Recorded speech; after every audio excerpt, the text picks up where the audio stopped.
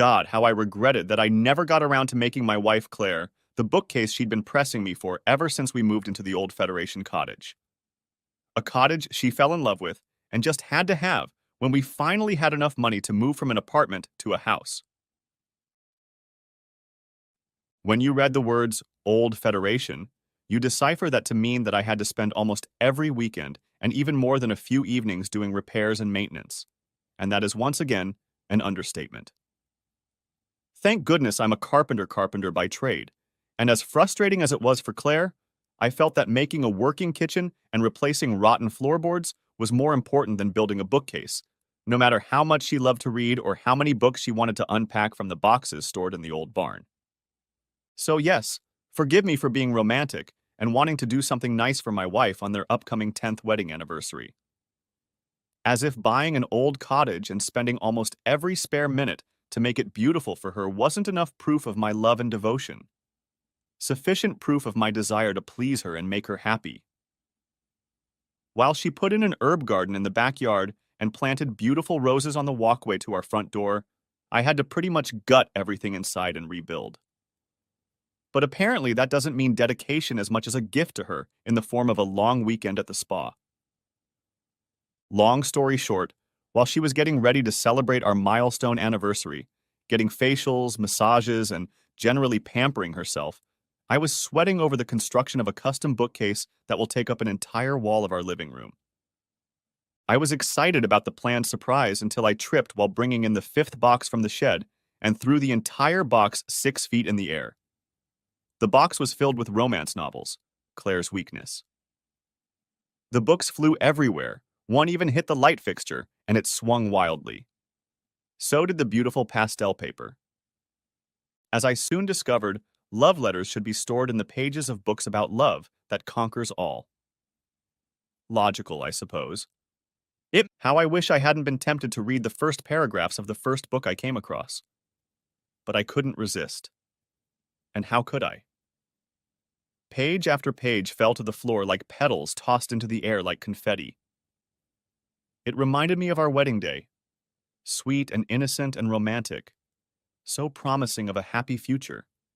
And tempting. How deceptive. I thought they were from Claire's youth, from one of her high school boyfriends. Something she'd kept for sentimental reasons, and remembering one or two heartwarming love notes I'd written myself as a lovesick 15-year-old, I read one. A big mistake. A huge one. A problem had arisen. A huge problem. The love letters were not from a childhood sweetheart. But that wasn't the only problem. 2 others immediately came to mind. The letter in my hand was written by my cousin Zach. The other problem, the one I held in my hand, was dated just a few weeks before we moved into the cottage a year ago. This information raised a lot of questions. How long had they been having an affair? Were they still dating? Was she with him now? Was Claire hiding any more letters? No. No. No. Of course not. Not while I was laboring to give her the house of her dreams. My labor of love for her. My heart recoiled in absolute terror at the questions, at the possibilities. My brain, my always logical brain, told me that it was all too likely, and that at some point I would need to answer these questions, no matter how repugnant they were. When the first letter slipped from my gutless fingers, I wished I could turn back time so I'd never read it. It pierced me. I shook as if I'd been hit hard in the chest. I tried to breathe, but it felt like my ribs were broken. The pain robbed me of my strength, and I staggered to the floor. I sat leaning against the wall with my head between my knees, willing the contents of my stomach to stay outside my body. I had lost this battle. I managed, without wasting a second, to roll to my knees. The assault of the sour odor on my senses caused more gagging until there was nothing left inside me. I crawled away from the mess, not trusting my legs to support my weight, and sat down, leaning my back against the hated bookcase. I eyed the other letters scattered across the floor like a patchwork quilt of pastel pinks, blues, and creams. They looked pretty nice against the dark wood floor. Another lie. Another deception. I knew their contents would not be cute at all. I pondered whether to read them. The cowardly part of me, the part that agonized, didn't want to, didn't think I could take more pain. It wanted to crawl away and hide. It wanted to dig a hole for me that I could stick my head into. It said that reading them was like sticking red-hot pokers in my eyes and heart. The bolder, more rational side told me to rip the blindfold off my eyes in one fell swoop. It was telling me to end this painful part of the journey that I was now being pushed into. It was telling me that there was no point in prolonging the agony. It was whispering to me that I needed to gather all the information I could for the coming battle, because the battle, the confrontation, was inevitable. I listened to my brave side. Kneeling down, I gathered all the letters and sorted them by date. Zach, that ever-helpful bastard, had been kind enough to put the dates in. I'd have to remember to thank him later, maybe with a fist. Apparently, he only wrote 2 or 3 letters a year to coincide with Valentine's Day or her birthday. I gulped when I saw one dated a few days before my 30th birthday. Another problem was making itself felt. Most of them had been written after Claire and I had gotten married. I settled into my favorite chair. The bitter odor emanating from my vomit seemed appropriate. It matched my feelings. I closed my eyes and, despite the acrid odor, took a few deep, strengthening breaths. Starting with the oldest one, written when Claire and I were still dating, I began to read. Words and phrases jumped off the pages, branding my heart, filling my mind with unwanted images. Images that made me bite my lip to hold back sounds of pain. I thought I was the birthday boy when you managed to sneak away from old Danny Boy at the party. I think what we did in the alley was pretty hot. Thank you, my beautiful woman. I realized from the date that he was talking about Claire's 21st birthday. We'd been dating for a year. She looked so beautiful that night. I distinctly remembered the white dress she wore that evening, and the way it fluttered around her as she danced. That was the night I decided to ask her to marry me. I had been such a gullible fool. The first fingers of anger dug into my gut, fighting the pain for possession of my body. Standing next to Danny, watching you walk down the aisle knowing everything, is the most perverse, the most twisted thing I've ever known. You are such a naughty, naughty girl, Claire Bear. I love it. After those lines, I had to stop for a moment while my stomach tried to find something else to vomit. The pain overwhelmed me. Even my fingers and toes hurt. No. Please, God, no. On our wedding day? She cheated on me with him on our wedding day? What about him? My cousin? A relative? God, we grew up together. I considered him one of my best friends. He was one of my fiancés. At this point, I needed a break. Staggering, I made my way to the bathroom and splashed cold water on my flushed face. I barely recognized the man who was looking at me. I couldn't look at this man. Seeing his pain was too much for me to bear. I concentrated on brushing my teeth, hoping to rid my mouth of the bitter taste on my tongue. The toothpaste didn't help. Mouthwash didn't help either. If those failed, perhaps the brandy I kept on hand for my father would help. I usually preferred beer, but when my father came to visit, I shared a bottle with him. He always claimed that brandy was medicine. I hoped he was right. I could use some medicine for my broken and bleeding heart. I leaned back in my chair and continued reading, and every time I read something particularly painful, I took a sip of brandy. Many sips. I savored the burning sensation. Father was right. It was medicine. It cauterized my wounds from the inside out. The tone of Zach's letters formed a direct contrast to the soft pastel paper they were written on. They should have been written on sheets of red.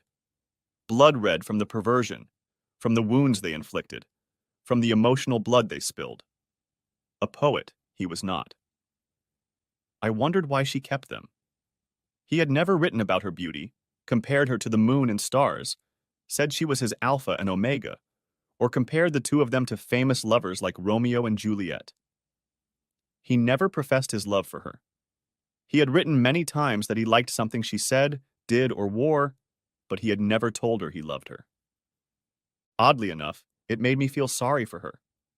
She'd abandoned our marriage, abandoned the love of a good man, and I was a good man, for dirty fun. Besides, he could never keep a girl. More often than not, they left him, not the other way around. If he was such a stud, such a fantastic lover, such a great catcher, why was he always being replaced by another model? And the last letter was written in the same vein as the others, and either the brandy had stupefied me, or the sheer amount of disgusting shit I'd already read had robbed me of the ability to be shocked. There was nothing in the tone or wording to suggest that their affair was over, or even budding. Quite the opposite. Zach wrote off that he was looking forward to christening every room in the cottage with his Claire Bear. Judging by his signature, there were 2 or 3 more letters hidden somewhere in the house. Relying on my not-so-loving wife's previous filing system, I headed into our bedroom to the cheap temporary bookshelf she had placed against the wall at her side of the bed.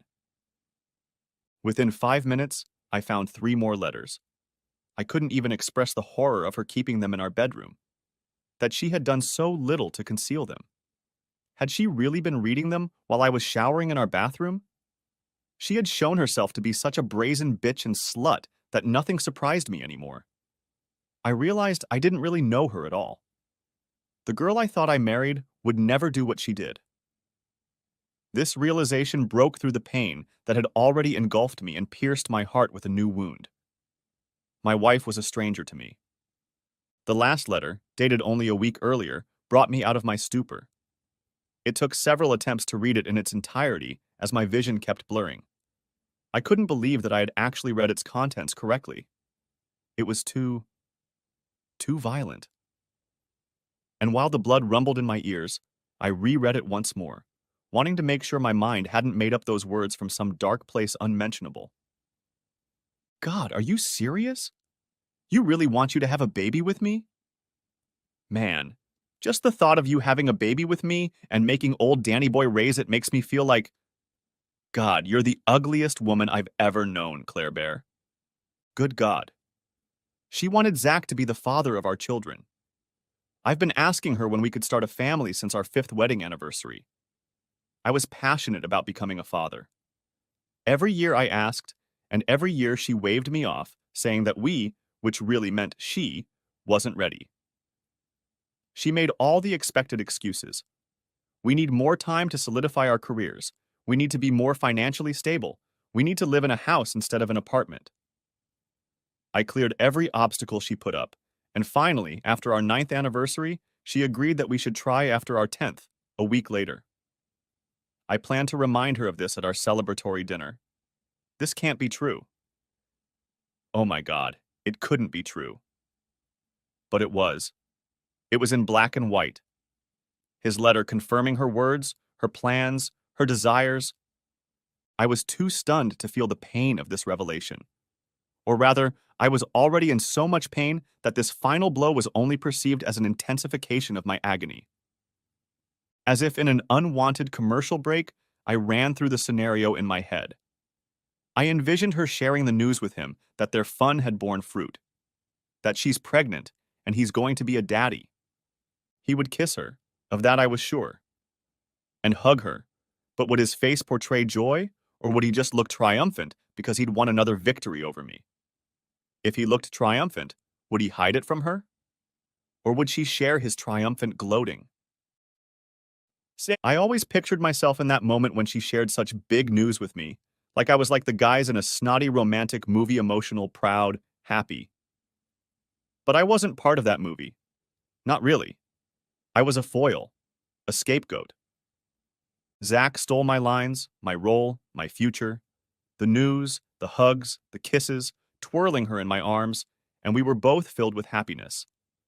This was supposed to be my role, my part, all of it. I've been waiting for years for her to be ready. What was Zach waiting for? Who did he love and cherish and support? Who he sacrificed and compromised for? No one. Not one damn soul. Maybe she would never be ready for me because she didn't want me to be the father of her children. That possibility broke through the fog of pain to pierce a new wound. Why had I chosen to read the first letter? Why had I given in to my curiosity? If I had resisted, I might have remained in ignorance. God, I wanted to stay in the dark. I squeezed my eyes tightly shut to shut out the new reality. I needed the old reality. The one where I believed my wife loved me and only me. The one where I was happy. Now I was agonizingly aware of it, drowning in overwhelming pain. Now I had decisions to make. Difficult decisions. Now I was faced with the realization that my entire marriage had been one big lie. One huge farce. A sham. I now knew that the last 12 years of my life had been wasted. Throughout our relationship, I had been made a fool of day in and day out. My love had been squandered on someone who didn't appreciate or respect it, and certainly didn't deserve it. I knew now that I had been used and deceived for God knows what reason. None of the vows, promises, or words of love were true. None of it. All lies and deceit. Image after image, like a film of favorite moments, flashed through my mind. Claire laughs, looking at me. Claire smiles. Her tears the day I got down on my knee and asked her to marry me. Claire is asleep, the face of an angel. Claire's hand in my hand, her face when I made love to her. Lies. Lies. Who was that woman? What had I done to her to make her hate me so much? She should hate me. No one could do what she did without absolutely hating her victim. I sat sipping my brandy and tried to reconcile the woman portrayed in Zach's letters with the woman I knew and loved.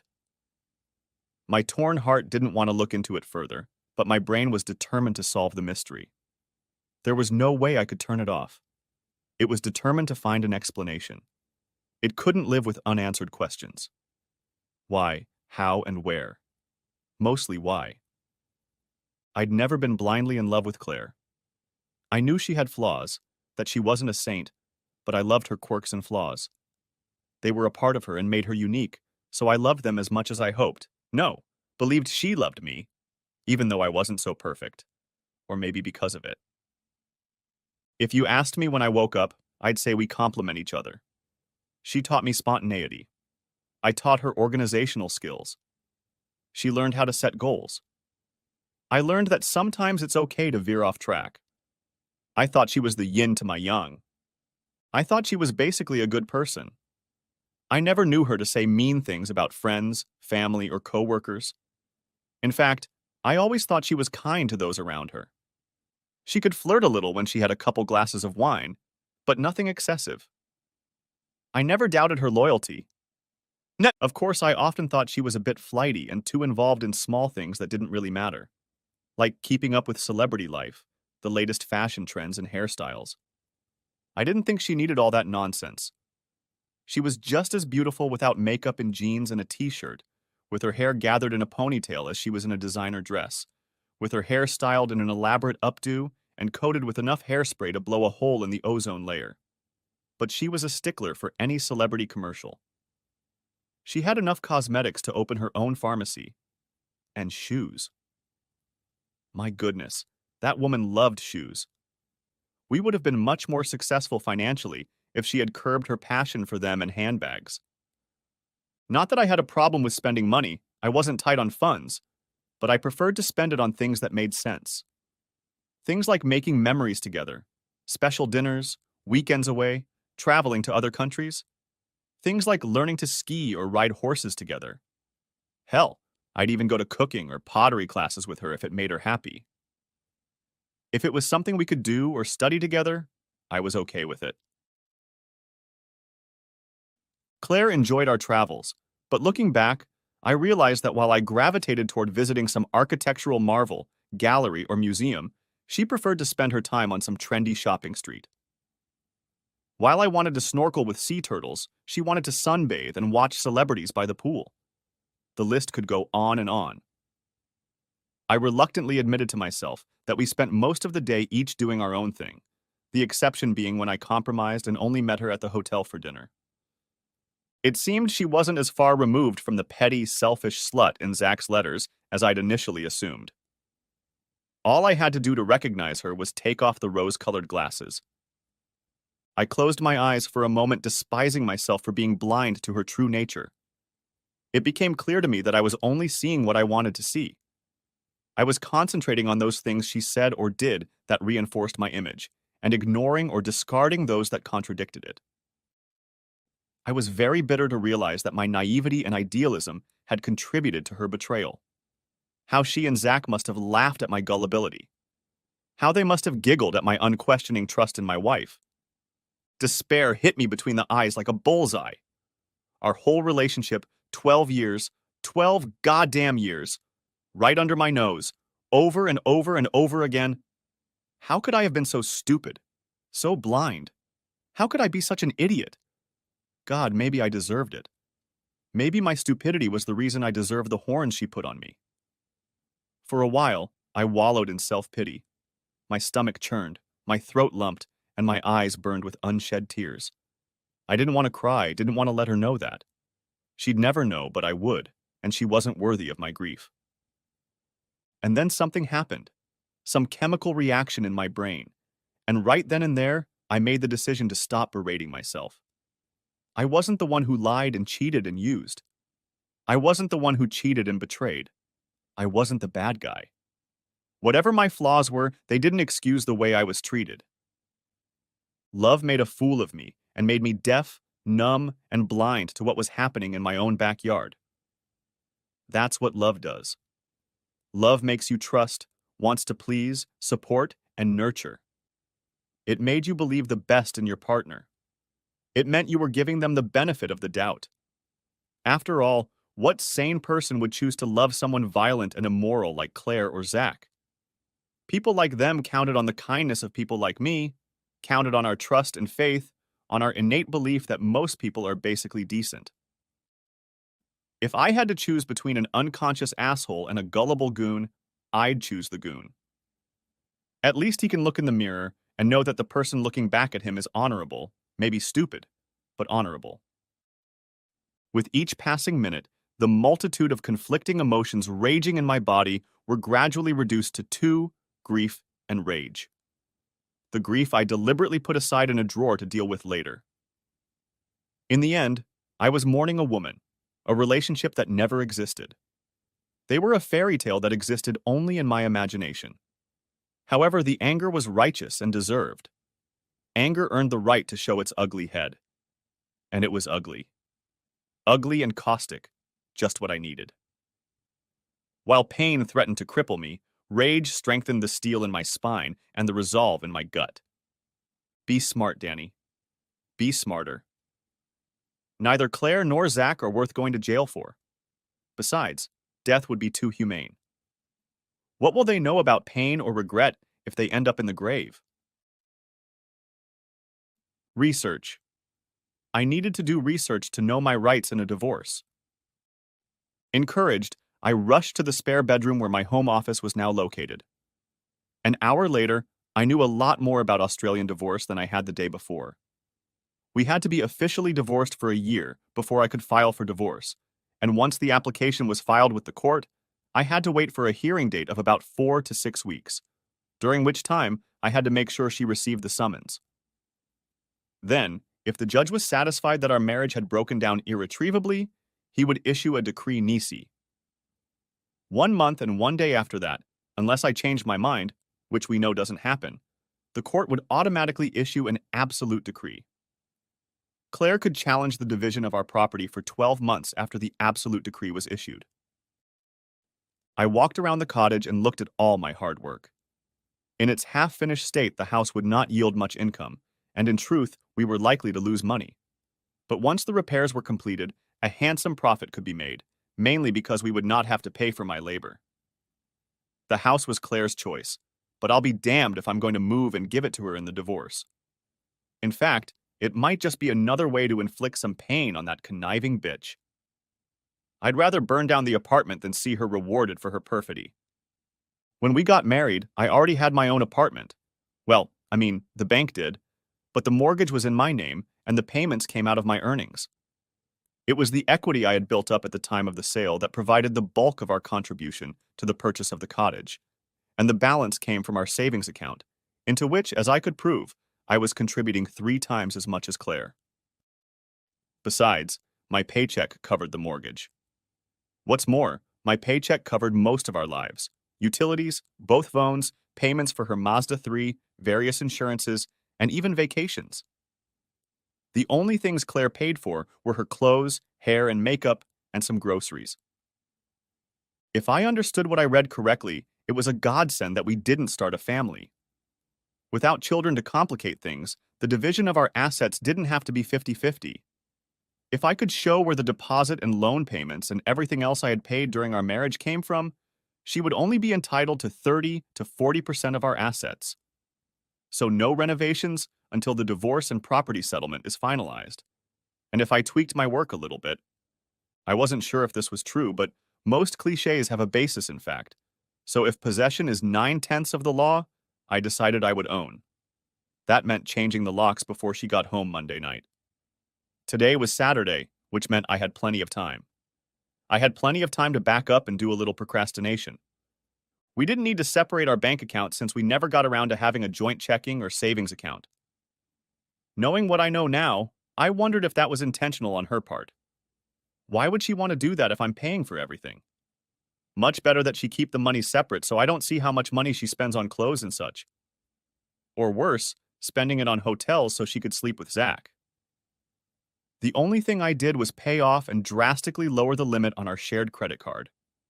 Given that most of the transactions on it came from her, it seemed unfair to clear it at the expense of my income, but I wanted to limit her access to money without alerting her to my vague plans. And I sure as hell didn't want to be responsible for all the debt she'd run up from here on out.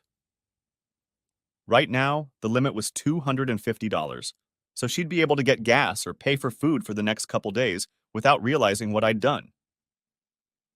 The only thing I was concerned about was my retirement fund. Given that my income was 3 times what Claire's was, and I was a few years older, I had considerably more set aside for retirement. A sympathetic judge could award her up to 50% of my pension at the time of separation, regardless of how our other assets were divided. Of course, they could award me half of hers as well, but I'd still end up on the losing end and she'd be laughing all the way to the bank. I mentally tagged myself to figure out what I could do to prevent her from gaining access. Once I was done with what I could think of to do online regarding our finances, I hovered, feeling lost. What now? Searching for an answer, I looked around and saw traces of my vomit on the living room floor. Pulling myself together, I cleaned it up, and its vile stench brought my simmering rage to the boiling point once again, and my attention returned to my actions. Time to pack Claire's things. As I worked, I pondered what to do with her things. I could put them in storage or take them to her parents' house. I could even take them to Zach's apartment. At first, I dismissed the idea of putting the stuff in storage, since I'd have to pay the first month's rent up front, and I didn't want to spend another dime on that bitch. But as the evening wore on, the idea became more and more appealing. I could change the locks and go off on my own for a few days without letting Claire know of my movements. Let her wonder, worry, and frustrate for a few days without knowing where I was or what was going on. Perhaps the investment of a few dollars would be worth it to witness it. The only thing of Claire's I've kept are the letters. I thought about scanning them, but decided it was better to keep the originals. They obviously meant something to her, even if only to stroke her ego or feel attractive and powerful, or she wouldn't have kept them. Leaving them behind would be another jab of pain and disappointment out of the many I intended to inflict on her and her asshole lover. I wondered how Zach would feel about our entire extended family reading his letters. The rhythmic action of packing organized my thoughts, and when I was done, I went back to my home office and set reminders in my Outlook calendar to officially register our breakup in a week and disconnect Claire's phone. Giving her a week meant I'd be married to her for an extra week, but it also gave me time to make some plans, and it was worth the stress and uncertainty. Plus, I would enjoy the messages I was sure she would leave on my phone. Since her car loan was in both of our names, I was able to change the repayment account to Claire's, and while I was at her car, I called the insurance company and canceled the insurance starting the following Friday. This allowed me to recoup almost half of what I had paid, and armed with that small amount, I made a firm decision on where to store Claire's belongings. My stomach finally made itself known, demanding that I feed it. I was hungry, and yet not. Physically, my body demanded sustenance, but mentally the thought of food repulsed me. Trying to appease both sides, I heated up a can of soup and, eating it with buttered toast, refined some details of my short-term plans. Next chapter. Turning my head, I glanced at the clock radio on my bedside table. 3:15. I sighed. 45 minutes had passed since I'd last checked the clock. It had been easy to keep my rage low during the day and evening, but now, deep into the night, my rage was waning, unable to sustain itself. I wanted it back. Rage was a good thing.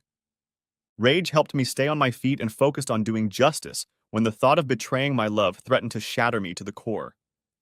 Pain, however, did not suffer from the same problem as rage. Pain thrived in the darkness. Pain overwhelmed me. I cried, fighting every tear. I clamped my eyes shut, trying to stop their flow. Each one that rolled down my temples shamed me. She didn't deserve them. Like my love, they were wasted on her. Next chapter. I welcomed the streams of light streaming through the porch. Daylight meant activity, and activity meant getting rid of pain. Shoving a piece of toast down my throat, I looked around, figuring out what I could make out. I had a fine line to walk. The house had to remain livable for the next 2 years, but I wanted to keep the cost as low as possible.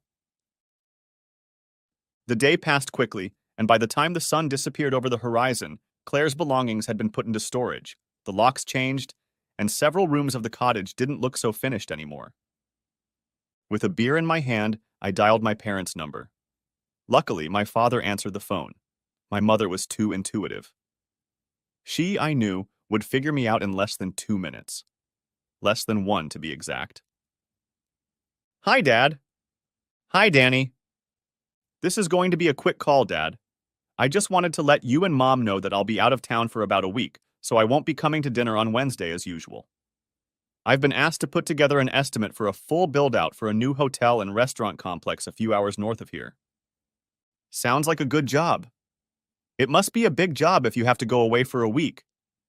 Don't forget to bring pictures of the Irish-themed pub you made in the valley. Yeah, it's big, but I thought while I was there I'd check out the area to see if I could find some more job offers and find out the prices of housing or short-term rentals for me and the boys. That's my boy. Always thinking positive and forward-thinking. Like father, like son, right, Dad? My dad chuckled. Well, I don't like to brag. Now it was my turn to laugh. I gotta go, Dad. I have to get ready because I want to get an early start to the morning so I don't get caught in rush hour traffic. Tell Mom I love her and I'll see you when I get back. Okay, son. Have a safe trip and good luck with the quote. Oh, I just remembered, show them pictures of that man cave you did for that divorced guy. That was a freaking awesome bar and play area you designed and built for him. Someday I'll talk your mom into letting you build me one just like it. His mention of the man cave, it was a standing family joke, was a reason for me to laugh. It sounded forced to me, and I hoped my father wouldn't catch on. I called before I gave myself away, or he got up the nerve to ask for details. I hadn't lied, just twisted the truth a bit. There was a montage up north that I had to get done as soon as possible, just not this week. I then called my brother and best friend Sean and told him the same story I had told my father. I was comfortable with my ruse. At least neither he nor our parents would lie to Claire on my behalf. Soon I would have to tell them the truth and draw them into my infernal circle. I was dreading this. I knew they would feel my pain as their own. I wondered if Claire and Zach thought about things like that, about how many people their affair would hurt. Probably not. I carefully considered who to leave the next message to. It had to be someone unlikely to socialize with my father or brother, but someone Claire could talk to. In the end, I couldn't decide between Claire's 2 closest work friends, Susie and Terry. Both were married, part of our large circle of friends, and if I were organizing a surprise party, would certainly be on the guest list. I called both of them. Hi, Susie. This is Danny. Hi, Danny. How are you doing? How's Claire spending the weekend at the spa? Rotten cow. I'm so jealous. Susie's soft laugh was no match for her teasing words. Fine, I guess. At least she didn't call me complaining. I tried to inject some lightness and humor into my voice, but the attempt left a bitter taste in my mouth. I'll say this quickly, Susie, because I have a ton of calls to make, but I'm planning a surprise party for Claire for our 10th wedding anniversary. I thought I'd call as many people as I can today to get their opinions, because I'll be out west next week for work, and, as you know, Claire will be home tomorrow, and it will be harder to sneak this past her. Not surprisingly, Susie agreed to make herself and her hubby available. I gave her some vague details, unofficial, in 2 weeks, feel free to invite others, and that I would contact her to confirm the place and time. Of course, it was all nonsense. I wasn't going to throw a party in any way, shape, or form. My conversation with Terry was pretty much the same. Now the hardest call of all. Zach. I poured myself a glass of brandy and tipped it back down in one fell swoop. The burning in my throat caused it to fizzle. As its warmth lingered in my stomach, I hit speed dial on Zach's number. Obviously, this was something I was going to have to change. I couldn't imagine a future in which I'd be exchanging calls with my traitorous cousin. Hey, Rat Zach, how are they doing? For the first time, I realized how apt Zach's childhood nickname really was. He had earned it as a kid for getting into trouble all the time. How many times I'd seen his mother give him a light slap in annoyance and call him a Pied Piper. It was affectionate at the time. Now I said it with conviction. Zach, the arrogant bastard, didn't notice anything. Hey, Danny, how's it going? I told Susie and Terry pretty much the same story I'd told them, with flecks of what I'd told my dad and Sean, only in his version I said I'd be at work a few hours south. You're really spoiling Claire, Danny. Maybe it was just me, but there was a hint of smugness in his tone. I clamped my mouth shut, my nostrils flaring with rage. Zach was lucky he was on the other end of the phone line and not standing in front of me because I highly doubted I'd be able to hold back if we were face to face. Yeah, well, that's what you do when you love someone. You spoil them. That I didn't choke on the words was a small miracle. You should try that with all the girls you date. Maybe at least one will stick around. As soon as I let the barb at him out of my mouth, I regretted it. It was stupid. I held my breath, waiting for his response and hoping I hadn't given away my true feelings for the jerk. Zach laughed. You're probably right, but then you're assuming I want them around. Maybe I prefer variety. Spicing up your life and all that, huh? Yeah, something like that. Except for Claire.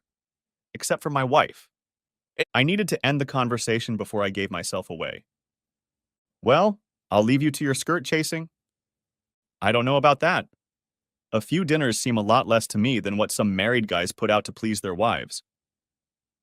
Maybe. I laughed forcedly, unable to resist one last barb.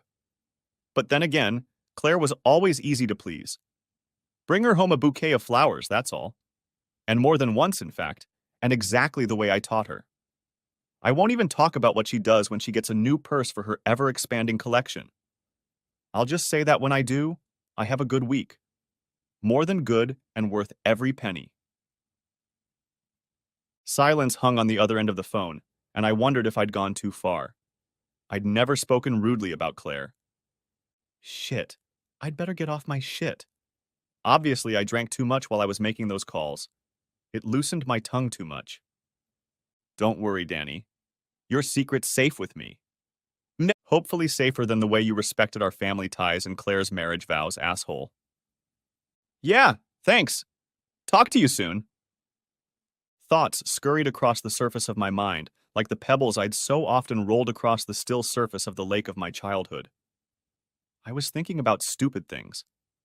Things I hadn't thought about in years. Zach and I would run into the bushes behind his house to try the cigarettes Zach had stolen from his dad, and the two of us would cough and splutter. Sean, Zach, and I played football with the other neighborhood kids. Sleepovers where the three of us whispered until deep into the night. Zach and I on a double date at the movie theater. We were both virgins and nervous as hell. The three of us trying to outdo each other by playing Pokemon on our Game Boys. Fishing, swimming, surfing, camping. So many thoughts, so many memories. and they're all ruined. When did Zach forget our friendship? Our childhood together? Our kinship? When did he decide that betraying me was a price he was willing to pay to entertain my girlfriend? My wife. How could he look at himself in the mirror knowing what he'd done to me? To our family? How did he justify it to himself? I clenched my jaw, forcing myself to stop thinking. They wouldn't help me, only hurt me and drive me crazy with the lack of answers. Disheartened but satisfied that I'd achieved my goal of hiding my whereabouts for the next week, depending on who or how many people Claire talked to, she might think I was north, south, or west of our house. I headed for the shower. Next chapter. Another night of being tossed around. Another night of being haunted by questions I was unlikely to ever get answers to. At least honest answers. None that I could accept without reservation or doubt. By their actions, both Claire and Zach have shown themselves to be deceitful, untrustworthy, and self-serving. Anything they would say in their defense would raise suspicion. It was annoying. I wanted to know the truth. I couldn't stop the questions swarming in my head. I wanted to know why. I wanted to know how they could have done such a horrible thing. I wanted there to be something. Something I could dwell on. Something I could point to and say, yes, this is why she betrayed me. This is why she didn't love me. The situation would be easier to bear if there was something concrete I could blame. Some simple explanation that would make everything make sense and shield me from the agony of not knowing the reasons. If there was never a spark for her, a connection, why marry me? If she wanted Zach, why didn't she marry him? If she wanted to mess around, why marry me at all? Why the betrayal? The cruelty?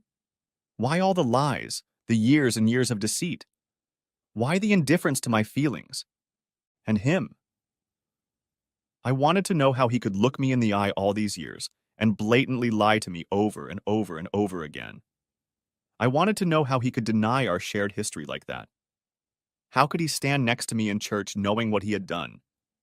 How could he take pleasure in it? I wanted to know the same truth from Claire. How? How could she? Why? She had a good life. She was loved and cherished. So why? What did I do wrong? What in God's name did I do wrong?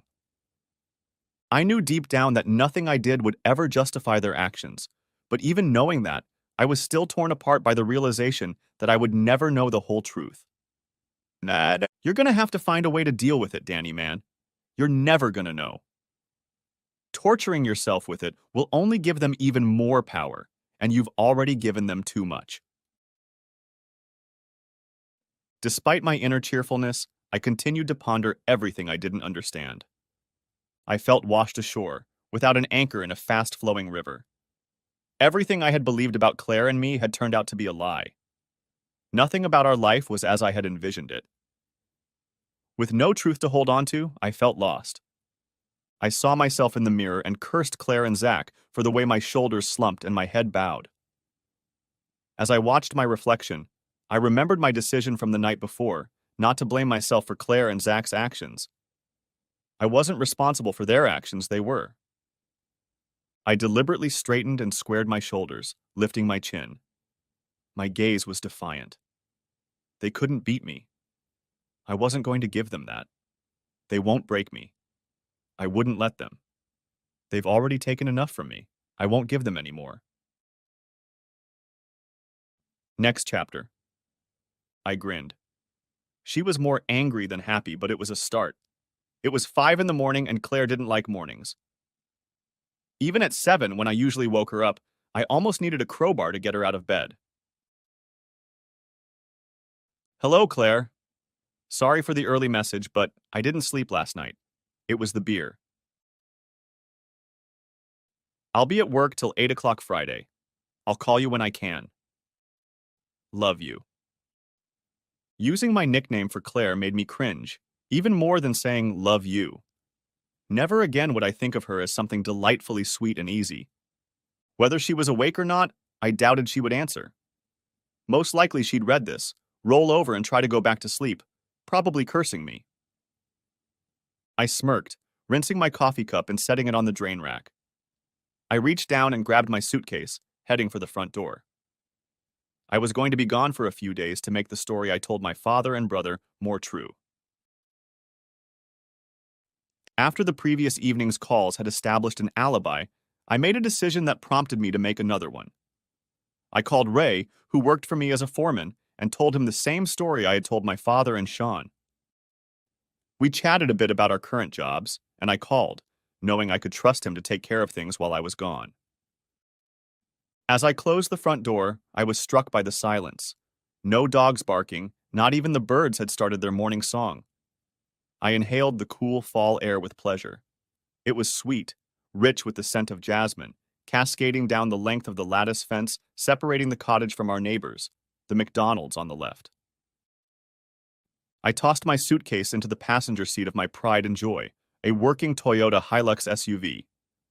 I guess you could say it showed that I am indeed a man of simple tastes. Porsches and Lamborghinis are not to my taste, but a tuned-up work truck, pardon the pun, made my engine work. Mine was polished to a high shine, a custom blood red color, with a custom-designed tray full of built-in toolboxes, drawers, and shelves that helped organize my work life. I pulled out of the driveway and headed toward the highway. I enjoyed the drive down the road. With each mile that separated me from the cottage, my head became clearer and my thoughts more focused.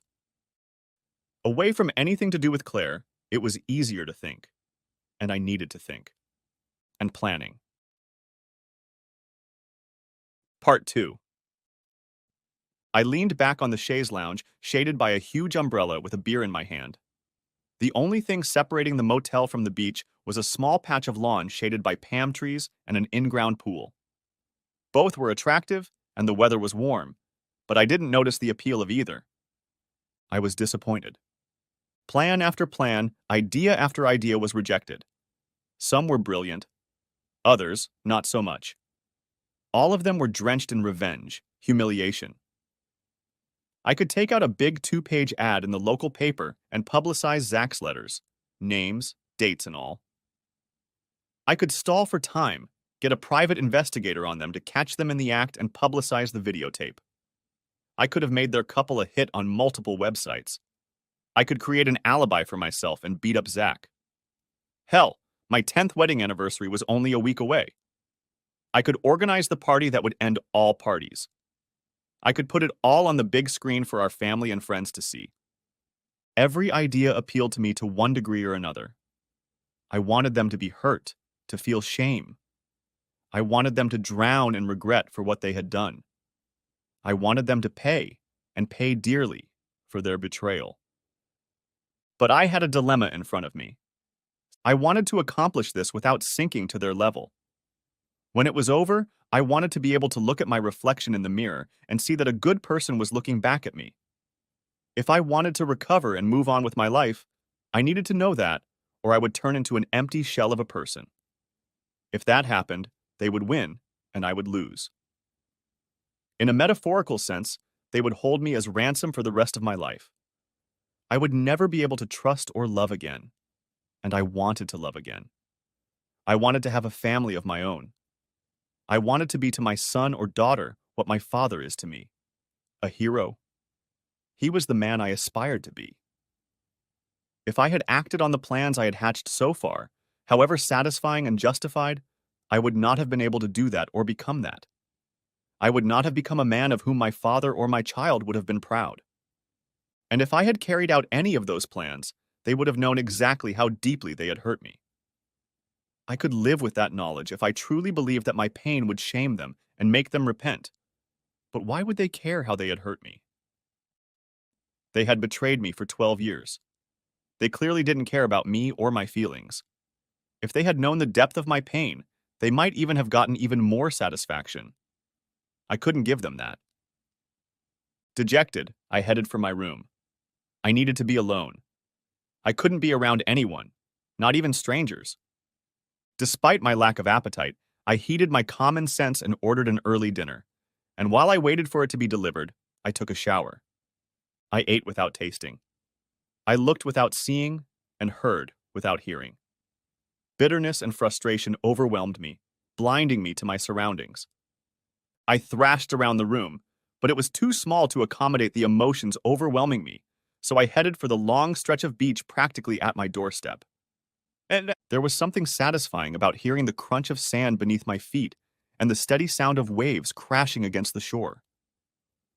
I thrashed about on the beach, kicking sand, picking up and throwing bits of driftwood and shells into the sea. Outwardly, I was silent, but inwardly I was screaming. It wasn't fair. Why is life so unfair? So unfair? It seemed that the guilty parties would come out virtually unscathed, while I, the innocent party, would pay the price in every way, physically, mentally, financially, and emotionally. Injustice was like poison in my gut, its acid flowing through my veins, eating away at me. They were abusers, but unless inspiration visited me, the best revenge I could exact on them would be success and a good life. It didn't seem enough, not even close to enough. Next chapter. As I let myself back into the room, I realized I hadn't turned my phone on all day. As soon as it turned on, the new ringtone I'd set for Claire rang. Amon's I Don't Want You Back was a pleasantly different song from the old ringtone I had set for my unfaithful wife, John Legend's All of Me. Yes, the new song definitely matched my feelings and our situation better. I guess I'll agree with the experts. There's a song for every occasion. Acting quickly, I turned on the in-room radio, which I had pre-tuned so that it would not pick up stations, but would emit a loud, annoying crackle. As a backup, I grabbed the crumpled piece of paper I'd also prepared shortly after checking in, and then hit the speaker button on my cell phone. Danny, where are you? I can't get into the house. Claire? I started manipulating the paper next to the phone. Danny, what's that noise? I can barely hear you, and the static is terrible. What are you? I can hear breaking up, I replied, only saying every other word in the sentence. I had to bite my lip to keep from laughing. Danny, can you hear me? I can barely make out what you're saying. You're breaking up. I can't get into the house. My key doesn't work. Where are you? When will you be home? What? I got the word, said. Receive. Charger home. Phone to death. I'll be home on Friday. You. As I reached for the phone that was on the bedside table, I heard Claire yell at me not to hang up. I smiled and pressed the end button. I knew Claire. She would be pissed. My dear wife was spoiled and not used to being kept waiting. I couldn't stop smiling as I imagined her disappointment. Was my act petty? Yes. Childish? Yes, again. Was it pleasing to me? I swear, yes. Still smiling, I checked my messages and texts. Sure enough, Claire had left a dozen or more. I happily read and listened to them all. A few times she even emailed me. They were all in the same vein as her call, and you could tell by the tone how her despair at not being able to reach me or get into the house was growing. Seeing and hearing her growing irritation, I smiled wider and wider. I gloated over her frustration and even whistled as I went outside. Sure, I could have called her from my room phone or booted up my laptop and replied to her email, and under normal circumstances I would have done so. But as I was pleased to discover, nothing improves the mood like pissing off a whore wife. Next chapter. My days were busy, and intentionally so. I was doing what I had promised to do to my father and brother. I was looking for opportunities in housing. I met with builders and architects and left business cards everywhere. This would save me time when it came time to put together an estimate for finishing or any other work I found as a result of my search. The nights were hard, and even my satisfaction with Claire's increasingly frustrating texts and emails was hollow. Despite all my resolutions, unanswered questions, resentment, and rage over being used and betrayed by Claire and Zach kept me going. The beach took the brunt of my frustration. I walked a few miles. Some of my anger was directed at myself. The hints were there, I realize that now. Hindsight is definitely 20/20ths. Zach, being Zach, couldn't resist dropping a few sentences. Why hadn't I noticed his tendency to brag before? I stopped and turned around, looking out to sea. The waves lapped at my ankles, and my feet sank lightly into the wet sand.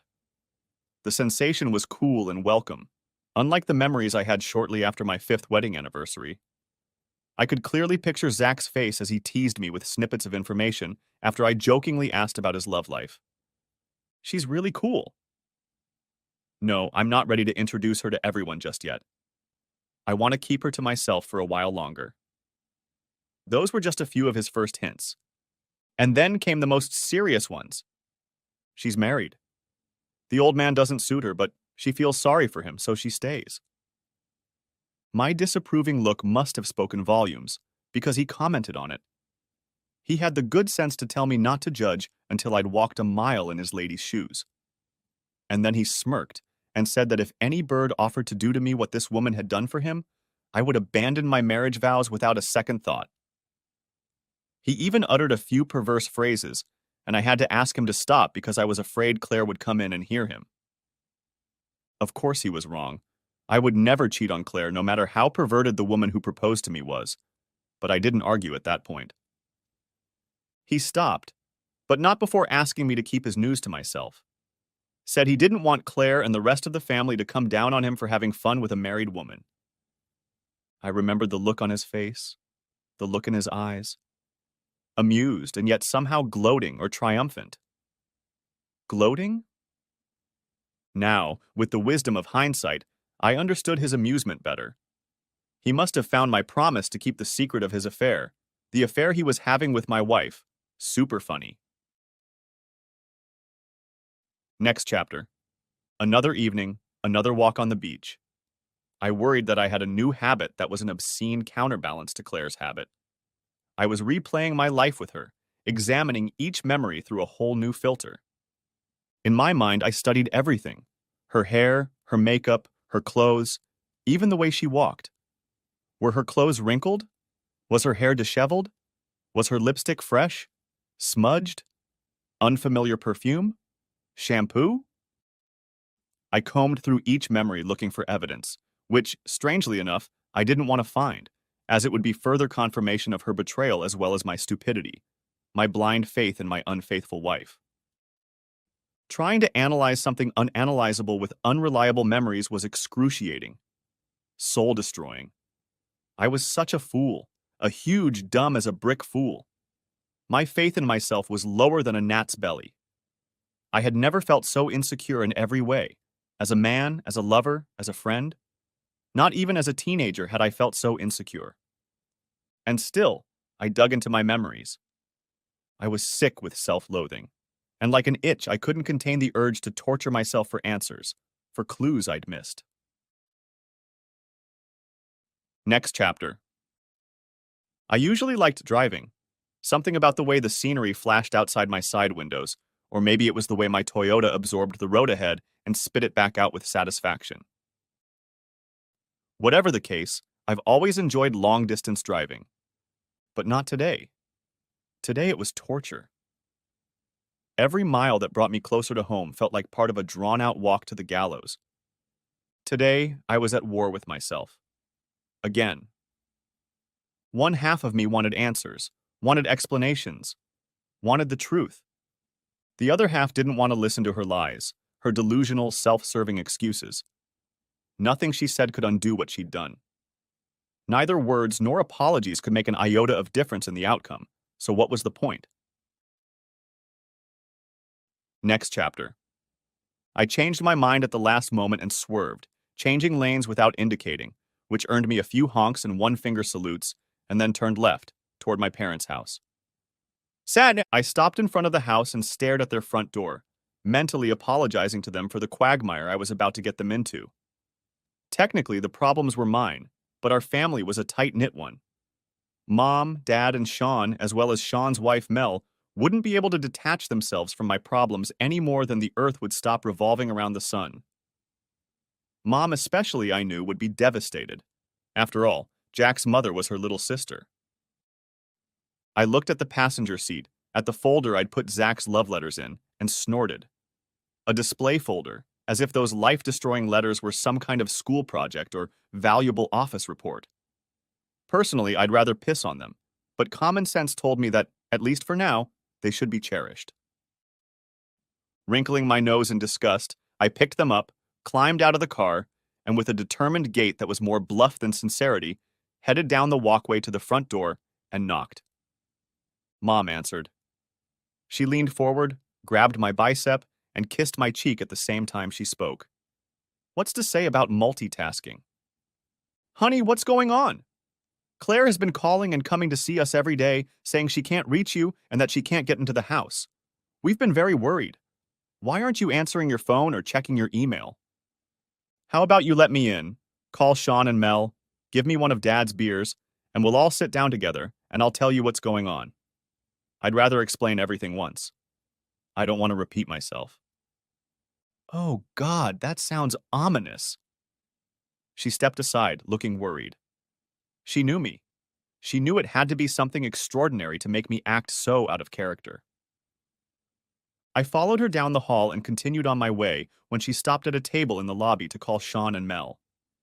I helped myself to a beer and then headed out to the back patio where I knew I would find my dad. My mom always joked that they should live in a tent, since my dad didn't need a house. Unless it was raining, he always preferred to be outdoors. Apparently, after working as a bricklayer all his life, his preference for fresh air and sunlight was part of his DNA. As youngsters, Sean and I both wanted to follow my father into the profession, but he insisted that we find an occupation that didn't depend on the weather. I enjoyed designing and building and chose to become a carpenter specializing in interior construction. Sean was fascinated by lightning. He still regularly relaxes on his porch during thunderstorms, taking a mile of photos of lightning over the water, and everything electrical, and so he became an electrician. For many years, we all worked in the same house, at least until Dad retired a little over a year ago. Sean and I, of course, still recommended each other's services to our customers. My father stood sizing me up, extending his hand to greet me, and enclosing me in a strong, masculine embrace. Once untied, we sat down, and I placed the display folder on the low coffee table before taking a large sip of beer. My father continued to stare at me, raising an eyebrow in mute question. It's a long and difficult story to tell you all, Dad, so I want to wait until Sean and Mel get here to tell it just once. Dad reached out his hand, huge and rough from long hours of work, and patted my knee, just like when I was a kid. All right, Danny. I'm a patient man. I can wait. That was one of the reasons I loved and respected my dad. He knew when to push and when to hold off. Soon my mother joined us, making the kettle. That in itself told me that she knew I was about to confess a tragedy. Hot, sweet tea was her answer to all of life's hardships. She silently brought out the kettle and 2 cups, and then handed my father and I a fresh beer and set aside another for Sean's imminent arrival. And it inevitably came. No sooner had Mom emptied the tray than I heard a knock on the front door. Sean and Mel lived only a few streets away, but even so, they had to leave as soon as they hung up the phone.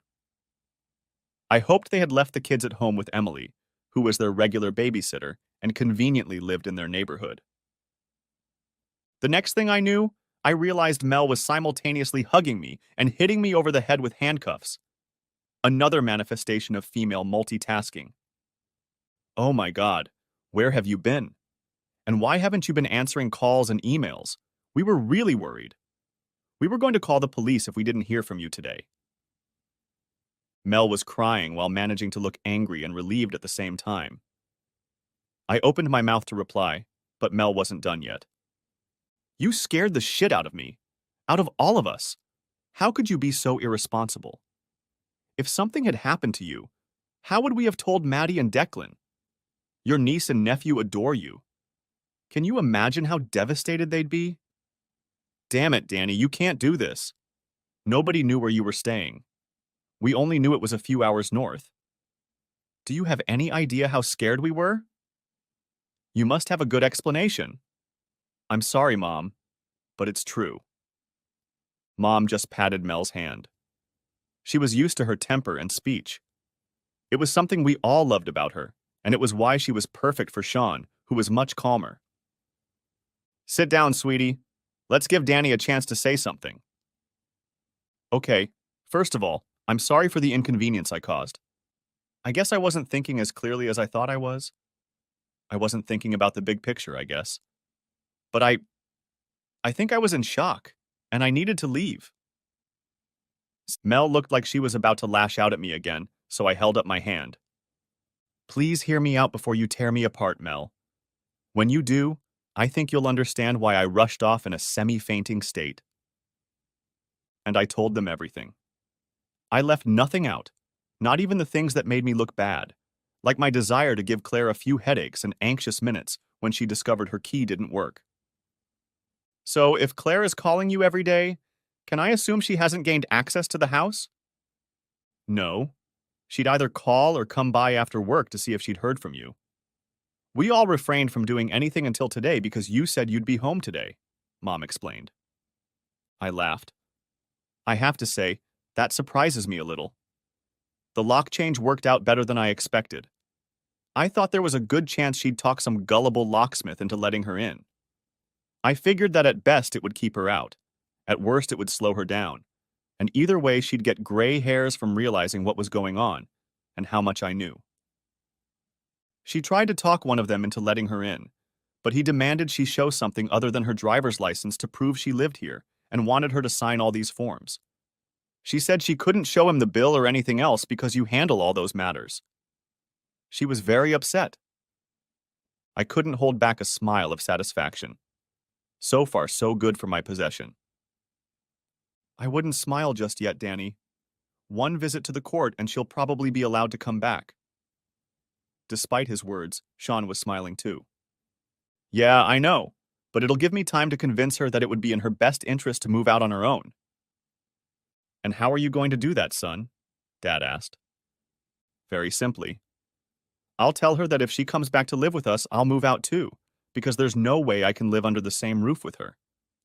And if I leave, not only will the renovations stop, because I definitely won't be doing them, but I won't be paying for another tradesman's services. Besides, I'll stop paying my mortgage. It'll have to be paid off.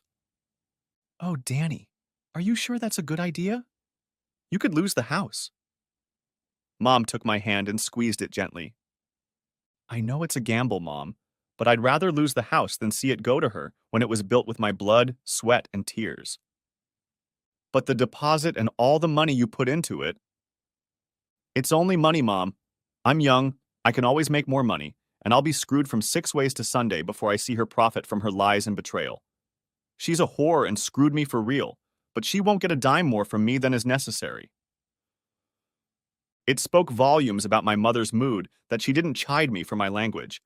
She wasn't usually as tolerant of Sean's or me cursing as Mel was. That was fine. Very proper. I'm with you, Danny, Mel chimed in. Cheaters shouldn't prosper. And anyway, that bitch should pay for what she did, and so should Rathzak. So where is she staying? Mom opened her mouth to answer, and then closed it, frowning before trying again. Actually, Danny, I don't know. She never told me after she turned down my offer to keep her here. I'm sorry, honey, but... It's okay, Mom. You weren't supposed to know. I wanted so badly so you wouldn't have to lie for me. I actually made up a few different stories. I wanted to confuse her so she wouldn't know where to find me. I told her work friends that I'd be working out west and organizing a surprise party, and I kind of mixed both stories for Zach and... You called Zach? You could hear the shock in Mel's voice. Yeah. How did you not jump the phone line and gut the bastard? Sean asked. I grinned. With great difficulty. You bet, my father muttered, shaking his head, a grim smile playing at the corners of his mouth. The conversation died down, and there was silence at the table. All eyes were on me. I could feel their love and support without saying a word. The first to break the silence was my father. It looks like your doubts about Claire were justified after all, dear. I turned to my mother in surprise. She had never been cold or unkind to Claire. There may not have been the closeness she shared with Mel, but she had never been unfriendly, criticizing, or showing favoritism when it came to gifts. Did you have reservations? Mom shrugged. Nothing that I could point out. She was always polite, sweet, and well-spoken. But yes, I always had my doubts about her. At first I attributed it to her youth, but now she's in her 30s and should have outgrown any flightiness. I don't know what to say except that it was a woman's intuition, I guess. I never said anything to you because you were head over heels in love, and I had nothing to base my doubts on. Did either of you see anything out of the ordinary? I racked my brain, but I never noticed her flirting with him more than anyone else, or him hitting on her at our family gatherings. Everyone shook their heads.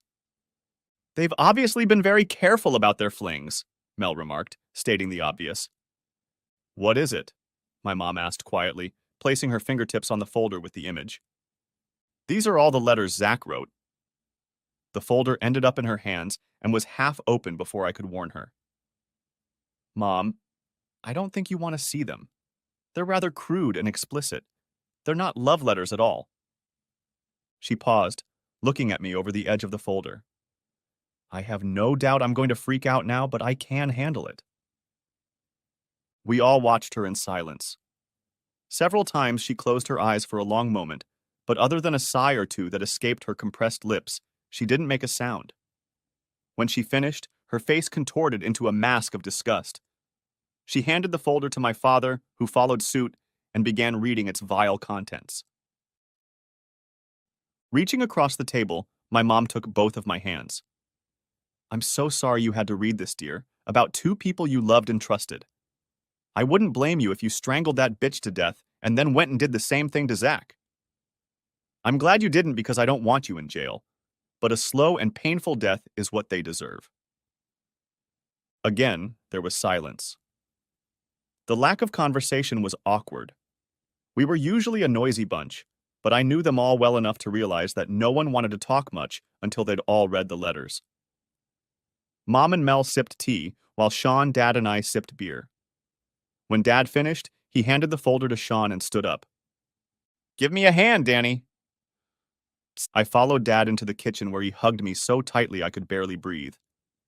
I sank into the embrace, snuggling up to him like I had as a child, when my father's arms were the safest place on earth. When we finally pulled away from each other, he cupped my face and looked fiercely into my eyes. It's not your fault, Danny. You've never treated that bitch with anything other than love and devotion. The minute you start doubting yourself, call me or your mom. Don't let it break you, son. She's clearly not worth it. I nodded, afraid to speak in case I snapped and cried like a baby. Sensing my dilemma, my father continued to hug my face and look into my eyes, trying, I think, to give me strength. You're going to get through this, Danny. I promise you this. You have a family that loves you and will support you no matter what. I know, Dad. Good, but it doesn't hurt to be reminded sometimes that you're not alone. He released his grip on my cheeks and pulled me to him for another hug. Patting me on the back, he pulled away and picked up the kettle, filling it with fresh water and turning it on. He walked over to the fridge and pulled out 3 sodas, which he handed to me. We need clear heads. Once we have a plan of action, we can have a few beers or brandy, he said by way of explanation. We went back to the others, and I saw that Sean and Mel, who had been sharing a folder, no doubt to save time, were almost finished. Sean was silent, his jaw clenched in a way that I realized indicated the depth of his rage. He never made a noise about his rage. I had only seen him lose his temper a few times in my entire life, but each time his silence and immobility preceded the explosion of rage. The cliché, the calm before the storm, suited him just fine. Mel, on the other hand, was muttering to herself, her cheeks flushed with what I guessed was a mixture of horror and anger. Glancing at Sean to make sure he was finished too, Mel threw the folder back on the table in disgust. If I hadn't seen it with my own eyes, I would never have believed they were capable of such an abomination. Lowering himself back into his seat, Dad looked at Mom. I put the kettle on for you and Mel, dear. It should have boiled by now. I'll do it, Mom. I had to do something or I think I might explode. Mel grabbed the kettle, nearly knocking the lid off in her haste. Can I assume you're going to divorce her? Sean asked. Yes. The way I see it, divorce is my only option. Everyone nodded.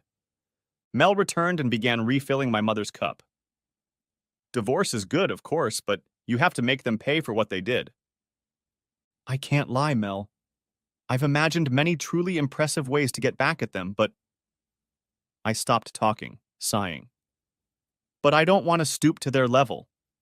I'm afraid that if I do, I won't be able to get back out of this muck. I don't want to lose myself. You don't have to, my mom said. Really, their own words and actions will damn them both. She had all of our attention. We'll make a public announcement in all the local papers, which will serve as an official acknowledgement of your separation. You've done nothing wrong, so we don't need to sugarcoat the situation. We can clearly state that the reason for the breakup was Claire's infidelity with a member of your extended family.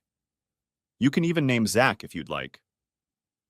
We then send what we say is a polite email, call, or letter to all our family and friends, including Claire's family, where we give all the details, naming names and timelines, and let them know that we have concrete evidence that we are happy to share.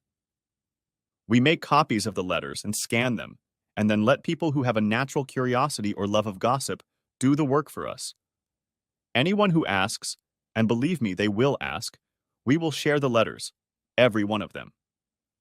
Like I said, Danny, you've done nothing wrong. You haven't done anything you should be ashamed of. Anyone who knows anything about you knows that you've always treated Claire like a queen. I considered Mom's plan. It was simple, honest, effective, and I would keep my integrity. What about Aunt Sally? Sean asked. We'll have to accept that she won't leave Zach. She is his mother, after all. But if she stays with him, she can join him in exile because I won't tolerate anyone treating my boys the way Zach and Claire treated Danny. Her voice was determined, but I could see the sadness in her eyes. It hurt her to lose her sister. Maybe we can, I don't know, find a way to use the letters to really humiliate and embarrass them? Maybe make posters and put them up all over town. Post videos all over the internet? I just feel like we need to do more. It warmed me to see how devoted Mel was to me, to our whole family. She was fierce in her devotion. Sean had certainly won when he married her. I couldn't imagine her betraying or using Sean the way Claire had used me. I looked at my family and felt blessed. Without a single request from me, my battle had become their battle. That was something Claire could never take away from me. We could, sweetheart, but I want you to think about it for a minute.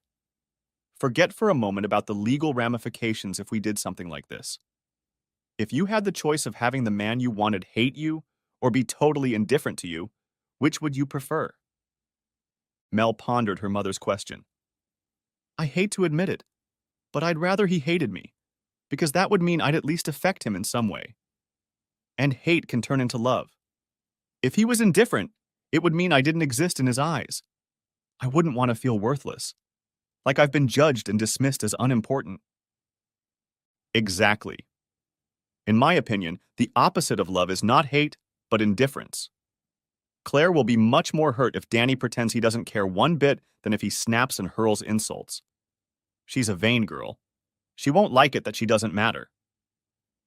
You're assuming, Mom, that she cares what I think and feel, and given the kind of woman who has presented herself in these letters, that may not be entirely true. Oh, she cares, Danny. She wants you. Maybe not for the reasons you wanted her to want you, but she wants you. Otherwise, she wouldn't have stuck around for 12 years, and she wouldn't have been so adamant about hiding her true nature. Whatever her motives, she wouldn't want you to pull a fast one. Yeah, she wanted a gullible chump to pay for her lifestyle, I muttered, unable to hide the bitterness I felt. The answers came pouring out fast and thick, each one interrupting the other. You're not gullible, you trust. There's a difference. You're not a chump. Don't let her make you think that. Don't give her that kind of power. You're not the dummy. It's her. She had a wonderful man who would do anything for her, and she left him. Thanks, guys, but I can't help but feel stupid and used. She deceived me for 12 years. I never suspected a thing. If I hadn't stumbled across those letters, I'd still be happily falling all over myself to make her happy. Well, then we're all fools, my mother declared. Because reservations aside, none of us ever suspected any such thing. Son, you're not a fool, and neither are we, my father said. His voice was firm, intolerant of objection. When you fall in love and get married, you trust that person. That's how marriage works. And you keep trusting until he does something that breaks that trust. Claire clearly succeeded in deception, and you weren't supposed to know it until she made a mistake. It will be a sad day for humanity if we go into every relationship with suspicion and expectation of the worst. Okay, so what you're saying is that I should hide how hurt and angry I am and make Claire think I don't care. Mom nodded. Yes. Let her try to explain herself. Information is king, after all. She might even back herself into a corner with her lies. Give her enough rope to hang herself. I'd even go so far as to tape your conversations with her. Your phone can do that sort of thing, right? She paused, seeing the look on my face. Honey, I know this is going to be hard to listen to. Maybe don't. Maybe try to disconnect while she's talking. That's actually a good idea. It'll help you stay unemotional. Every time she pauses, just shrug or say something like, never mind, or you're already done. I need to do this and that. Look at your watch. Try to look bored.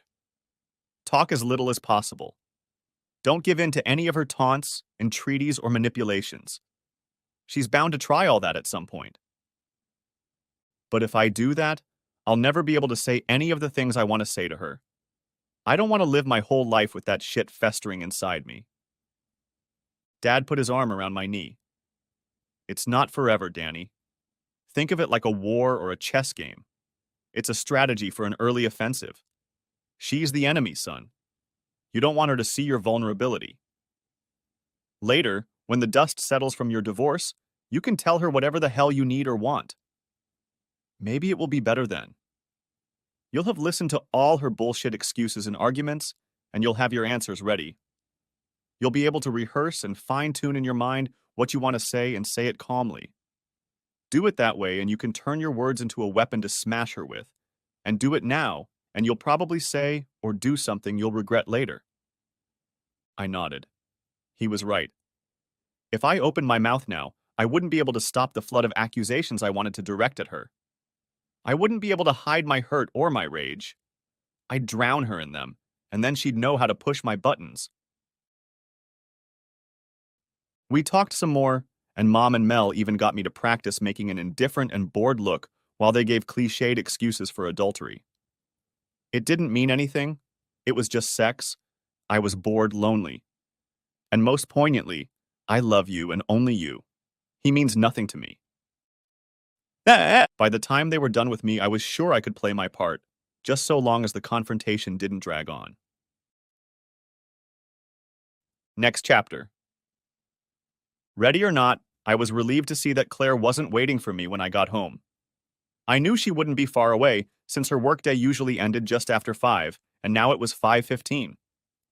I unloaded my gear, cursing the way my gut nodded at the thought of the upcoming confrontation with Claire. No amount of deep breaths could loosen its stranglehold. I poured myself a finger of brandy and stared into its amber depths for a long moment before taking a sip. Closing my eyes, I swirled the drink around in my mouth, coating my tongue and gums with it, then let it trickle down my throat, drop by drop. The burning was pleasant, soothing, just what I needed. At 5:40, there was a knock on the door.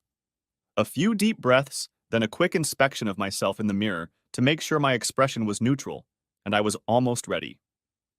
I grabbed my phone, switched it to record mode, and slipped it, along with my vault keys, into my pocket. I was ready now.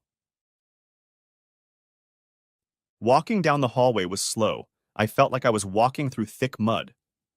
I opened the door and stepped out onto the porch, causing Claire to take a step back. The door closed behind me with a quiet bang. Her familiar scent spread around me, hitting me with a force like a punch to the gut. I immediately switched to breathing through my mouth. Danny? What the hell? Where have you been and why haven't you answered any of my calls or emails? And did you change the locks? As she spoke, clearly angry and frustrated, it dawned on me that she didn't know I had discovered the love letters. She hadn't suspected that I knew about her long-standing affair. In that instant, I decided to leave her in the dark. Let the bitch read about it in the papers like everyone else. Then she'd have her 15 minutes of fame like the celebrities she idolized. Hey, Claire. Yes, I changed the locks. With our 10th anniversary looming on the horizon, I did a little digging on myself and came to the conclusion that I was done pretending to love you just so I could get my ass kicked on a regular basis. Truth be told, it's become boring and too much hard work, so I've decided I'm going to divorce you. What? The shocked look on Claire's face was priceless. It took everything I had not to smile with fierce glee at her bewilderment. You heard me. I don't love you. I don't need you, so I'm kicking you out. You you can't do that. I don't believe you. I love you. You love me. I I don't understand. This is my home too. Her incoherent phrasing spoke to her confusion, and the part of me that hated her and what she was doing reveled in it. I just finished telling you I don't love you. I was faking it, and I can kick you to the curb. I just did. Here are the keys to the storage unit where I put all your stuff. If I missed anything, email me and I'll pack it up and leave it out front for you. She accepted the keys, looking at them as if she'd never seen keys before in her life. But this is my house too. You can't kick me out. I have just as much right to live here as you do. Right. But if you move in, I'll move out. And then who's going to finish the repairs? And I'm certainly not paying the mortgage on an apartment I don't live in, so if you really want to live here in an unfinished house, be my guest, but you'll be the one to pay the bank loan and all the work. I'm not giving a dime. Tears ran down Claire's cheeks.